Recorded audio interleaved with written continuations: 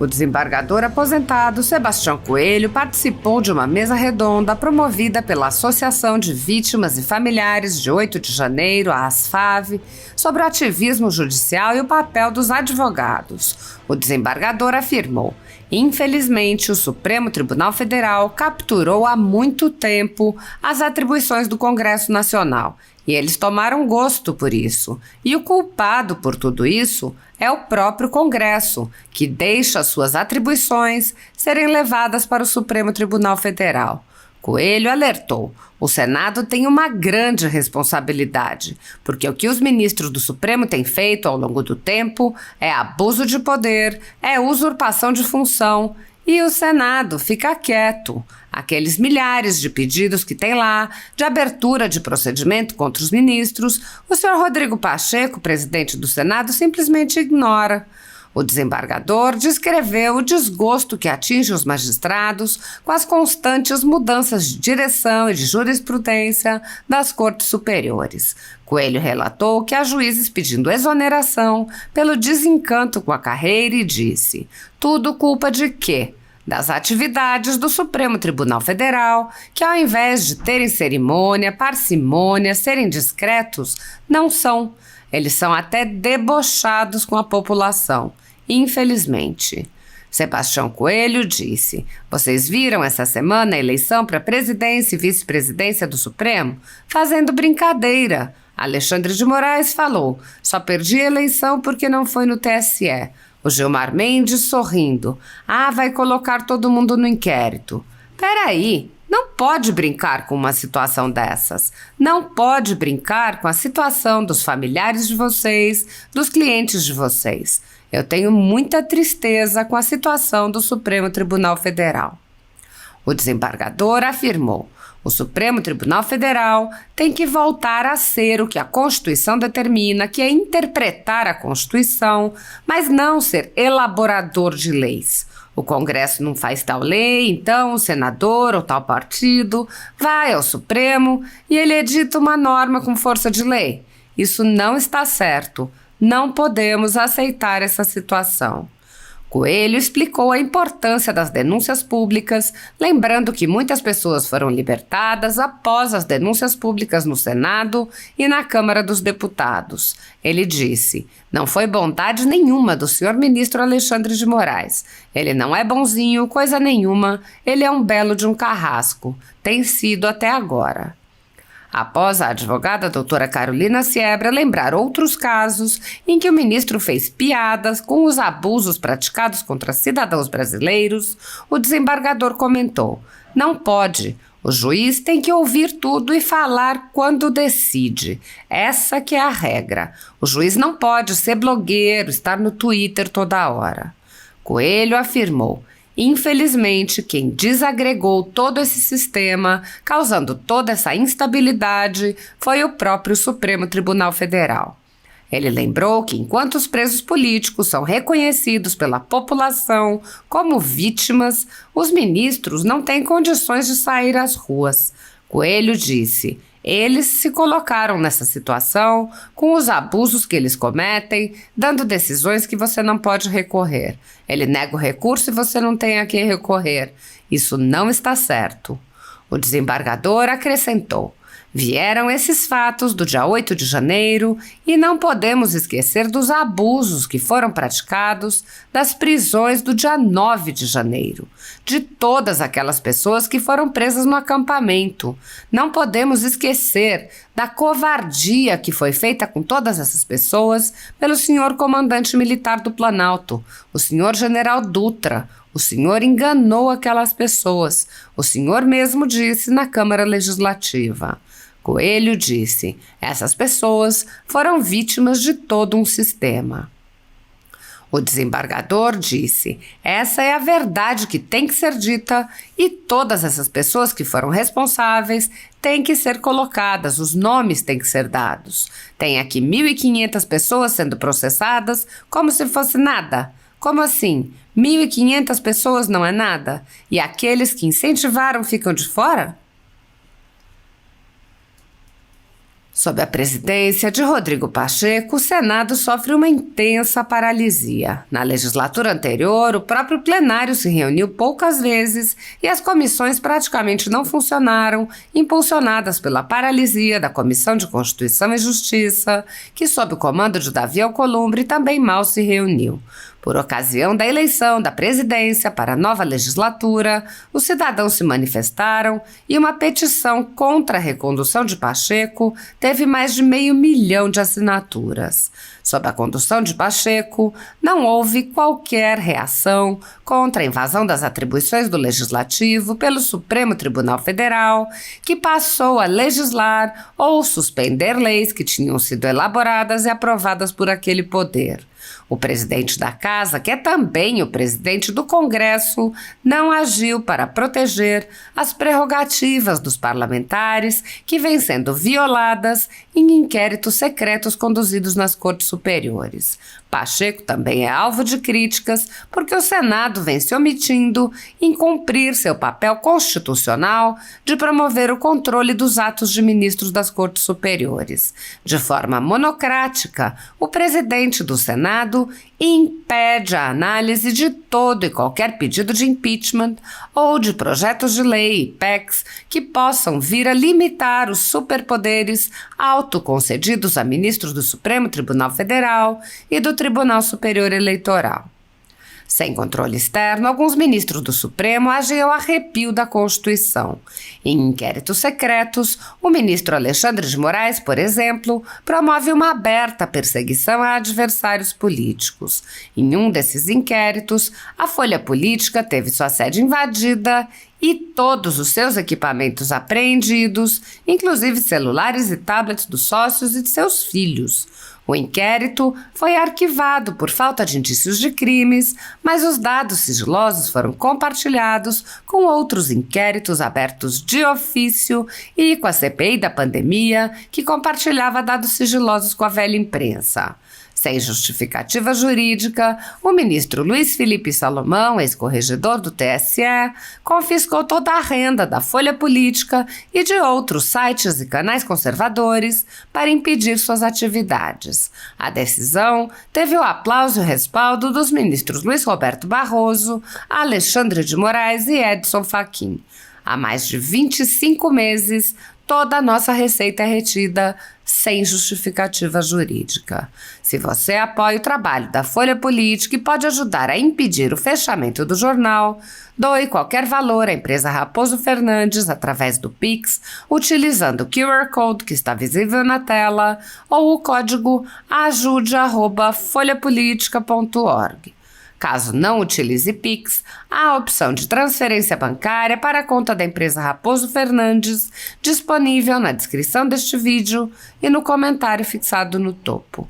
Há 10 anos, a Folha Política vem mostrando os fatos da política brasileira e dando voz a pessoas que o cartel midiático quer calar. Pix ajude@folhapolitica.org.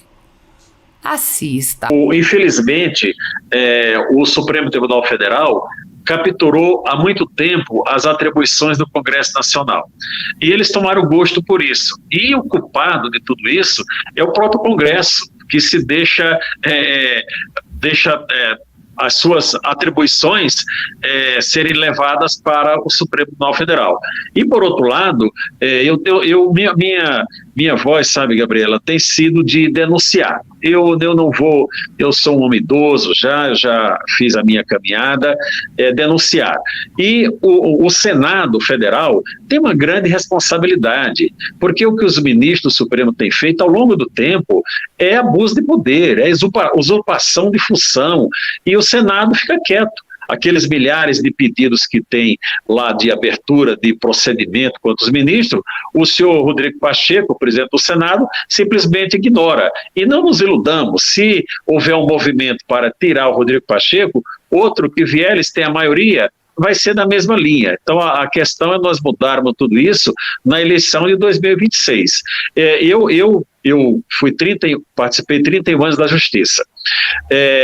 Hoje, os magistrados têm um desgosto assim absoluto, porque as decisões não têm mais um balizador. Antigamente você tinha, olha, o Supremo decidiu tal matéria, você seguia. Hoje não tem, você decide de uma maneira, amanhã o Supremo decide de outra. E só para dar um dado para vocês, nesta semana aqui em Brasília, 2 juízes de direito substituto pediram exoneração. Pessoas com 8 anos, 9 anos de casa, substitutos que aqui demora para ser titular, simplesmente pediram exoneração, não é? Porque não, desencantados com a carreira, não é? Então, tudo culpa de quê? Das atividades do Supremo Tribunal Federal, que ao invés de terem cerimônia, parcimônia, serem discretos, não são. Eles são até debochados com a população.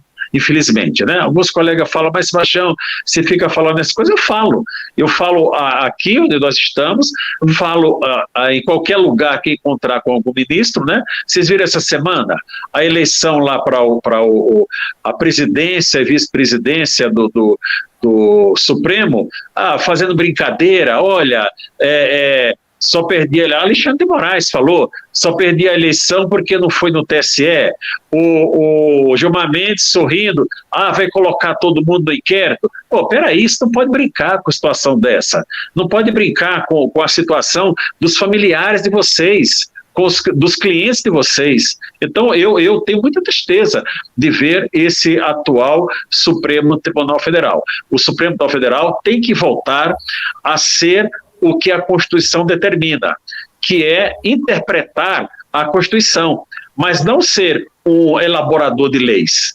O Congresso não fez tal lei, então nós vamos, o deputado vai o partido político vai ao Supremo e eles editam uma norma com força de lei. Então isso não está certo, nós não podemos, como minimamente estudantes de direito, né, conhecedor de direito, aceitar essa situação. Então eu tenho fé e tenho esperança de que nós possamos mudar a situação, e a situação só muda com denúncia pública. Vocês tiveram a libertação de vários clientes com as denúncias públicas que vocês fizeram no Senado e na Câmara dos Deputados. Aquilo aí não foi bondade nenhuma do senhor ministro Alexandre de Moraes. Olha o ministro que bonzinho soltou. Não, ele não é bonzinho coisa nenhuma. Ele é um belo de um carrasco. Tem sido até agora, não é?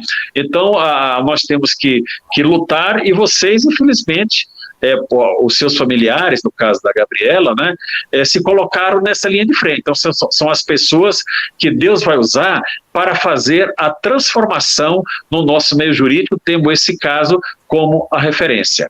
Então, agradeço a você. Inclusive, desembargador, só para pontuar uma situação aqui, muito bem colocado aí pelo senhor, essa questão das piadas. Não é a primeira vez que a gente ouve piadas nesse sentido. Em momento anterior, a gente teve a piada sobre a questão da comida.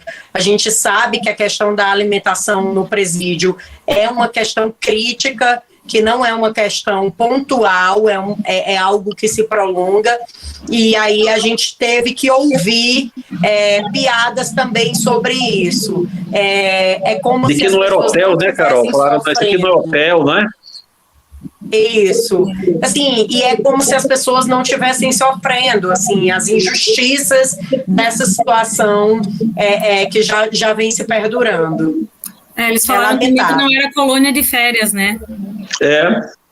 Não pode, olha, o juiz ele tem que ouvir tudo e falar quando decide. Essa aqui é a regra, não é? O juiz não pode ser blogueiro, não pode ser tá no Twitter toda hora, não pode. Infelizmente, quem desagregou todo esse sistema, causando toda essa estabilidade, foi o próprio Supremo Tribunal Federal. Eles estão hoje numa prisão. Por quê? Os familiares de vocês estiveram presos, mas eles podem sair, os clientes podem sair à rua a qualquer momento e vão ser reconhecidos como vítimas desse sistema. Já os senhores ministros do Supremo Tribunal Federal, eles não podem sair à rua. Quando saem, com um batalhão de segurança armado, olhando para lá, para cá, se alguém vai fazer alguma coisa. Não é por quê? Eles se colocaram nessa situação, com os abusos, eu repito, quantas vezes for necessária, com os abusos que eles cometem, dando decisões que não pode recorrer. O ministro, você tem o cliente, ele nega o teu recurso, você não tem a quem recorrer. não é? Então isso não está certo, né? E infelizmente vieram esses fatos do 8 de janeiro e não podemos esquecer dos abusos que foram praticados nas prisões do dia 9 de janeiro. Né? De todas aquelas pessoas que foram presas no acampamento. Não podemos esquecer da covardia que foi feita com todas as pessoas pelo senhor comandante militar do Planalto, o senhor general Dutra. Vamos repetir o nome dele, general Dutra. O senhor enganou aquelas pessoas. O senhor mesmo disse na Câmara Legislativa, olha, eles, coitados, pensavam que eu, para casa, estavam todos presos. Eu liguei para o presidente Lula e era para prender todo mundo. Então, essas pessoas foram vítimas de todo um sistema, foram vítimas daqueles que fizeram crer a eles que poderiam mudar alguma coisa em relação à eleição, ou não. Então essa aqui é a verdade que tem que ser dita, e todas essas pessoas que foram responsáveis têm que ser colocados, os nomes têm que ser dados, não pode passar, olha, tem aqui 1.500 pessoas sendo processadas como se não fosse nada. Como assim? 1.500 pessoas não é nada? E aqueles que incentivaram ficam de fora? Isso não pode acontecer. Então, eu quero sempre registrar a minha indignação com toda a situação e dizer para vocês que eu estou aqui no apoio. Se houver julgamento público, eu vou me colocar à disposição, pro bono, para fazer algumas sustentações orais. Se, evidentemente, algumas pessoas desejarem, não é? Em sessão virtual, a gente já fica muito feliz com seu posicionamento. Que privilégio essas pessoas terão de ter uma pessoa tão experiente quanto o senhor em suas defesas. É um privilégio muito grande. Mas a garra conta muito, viu, Carol? A garra da juventude conta muito. Eu admiro, eu almocei com vocês essa semana e eu já disse e vou repetir agora de público para ficar gravado. A determinação com que vocês atuam nesse processo fez me lembrar o meu início de carreira há mais de 40 anos atrás. 40 anos atrás, vamos dizer assim, né? 68, é mais de 40 anos, né? Então, vocês me fizeram recordar aquele início de carreira. Vocês são advogados que identificam a profissão e que terão grande sucesso, eu tenho certeza absoluta disso. Embargador, a gente muito obrigada. Além do e aí queria fazer um último registro também, né? Não só o general Dutra, mas também o diretor da Polícia Federal, doutor Andrei, né? Que também foi cúmplice ali naquela prisão arbitrária e agora anda se vangloriando de ter prendido essa quantidade de pessoas a ponto de pedir para a sua assessoria contactar o Guinness Book para registrar aquele número de prisões que, como a Carol na audiência pública tão brilhantemente explanou, ilegais, né? Recorde de prisões ilegais. Fala, Gabriel. Muito bem, eu agradeço o convite, Gabriela. Vamos dar oportunidade para outros colegas, não é? E eu vou ficar acompanhando, aqui a distância, tá bom? Qualquer coisa é só me chamar. Aqui de Brasília e também agora iniciando a advocacia, não é? Minha palavra inicial é de cumprimento a todos os advogados, especialmente vocês que estão à frente desse processo na defesa dessas vítimas do Supremo Tribunal Federal, dadas tantas arbitrariedades que têm sido praticadas. Eu quero pedir desculpa a vocês também pela imagem, porque eu estou pelo celular, houve algum problema aqui com o meu notebook e eu só consegui acessar pelo celular.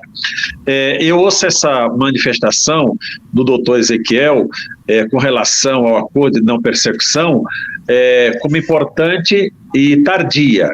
Nas audiências que nós tivemos lá no Senado Federal, eu já tive a oportunidade de dizer que a Procuradoria da República deveria ter oferecido o acordo de não persecução para todas aquelas pessoas que foram denunciadas pelos artigos 286 e 288 do Código Penal.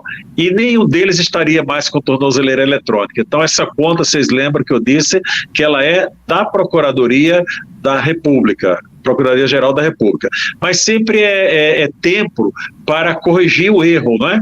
sempre é tempo. E com esse acordo de não persecução, eu espero que aconteça, a vida de todos ficará melhor. Dizer a vocês que hoje teve uma sessão solene no Senado em homenagem ao Dia do Advogado. E foi facultada a palavra e eu não perdi a oportunidade, evidentemente, né? E aquele assunto que está sendo conversado, debatido, de que possivelmente os julgamentos ocorrerão em sessão virtual, eu já denunciei. Isso não é possível. O julgamento ele deverá acontecer em sessão pública, naquele mesmo plenário que foi destruído e reconstruído. Os senhores ministros e as senhoras ministras têm que mostrar as suas fisionomias, dizendo, olha, eu condeno fulano por isso, condeno por aquilo. Veja que a ministra do Supremo, a presidente, comparou os fatos de 8 de janeiro, né, Gabriela, a Pearl Harbor, né, lá dos Estados Unidos, aquele ataque do Japão aos Estados Unidos com milhares de mortes, né? Um exagero absoluto. Então, se eles têm, assim, essa gana de falar determinadas coisas nas sessões que não são próprias do julgamento do 8 de janeiro, deve aparecer todas as fisionomias no dia 8 de janeiro, quando do julgamento, porque isso é um fato histórico. A história tem que, daqui a um tempo, olhar e dizer, olha como o ministro tal votou, qual foi a sua fisionomia, qual foi a sua risadinha que deu, né, a piadinha que fez, como eles gostam de fazer piadinha com coisa séria, não é? Deve ficar nos anais. Então, o desafio que eu fiz e o convite, mais do que isso, Gabriela, Ezequiel e Carol, foi um convite aos advogados. Vocês assistam lá, já está no YouTube do Senado, está no minuto 1h44, começa a falar, e eu digo que nós temos que nos unir para combater essa hipótese. A OAB Federal, as seccionais não podem aceitar que esse julgamento seja feito de forma virtual. Essa é a minha contribuição inicial. Dá os parabéns a todos os advogados. Eu vibro com vocês, com a alegria de vocês de ver aquelas pessoas todas serem libertadas. E essa liberdade a conta-gota não é nem um favor. É tudo fruto do trabalho de vocês. Eu sempre estive do apoio e vou continuar aqui do apoio. Essa é a minha manifestação inicial.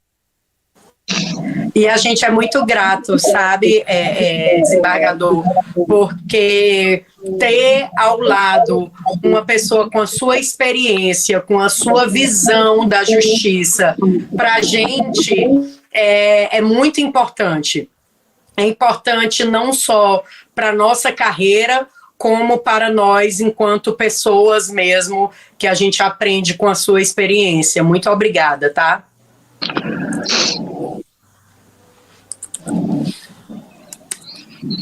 Tá sem áudio, Gabriela. Sem áudio? Agora tá com áudio. Tá com áudio? Não, nós somos eternamente gratos, né, por você estar ladeando conosco essa luta que, com certeza, será um divisor de águas para o Brasil, né? Sim. O que nós estamos vivendo hoje, nós precisamos que juristas se posicionem, e quando nós temos a sua voz aqui conosco, mostra a importância, né, desse momento que nós estamos vivendo. O doutor Ezequiel também quer fazer as suas contribuições. Só agradecer, porque nós temos o doutor Sebastião um exemplo de um homem de coragem, né? Ele é um jurista respeitado no Brasil e é uma das poucas vozes que tem se levantado contra essas arbitrariedades. E a gente, enquanto mais novos, né, estamos iniciando na carreira agora, ele que já tem uma longa trajetória aí, nós nos inspiramos nesse tipo de pessoa, de ver que o justo é o justo, o correto é o correto, e ele precisa ser, o correto precisa ser determinado, precisa ser posto na sociedade.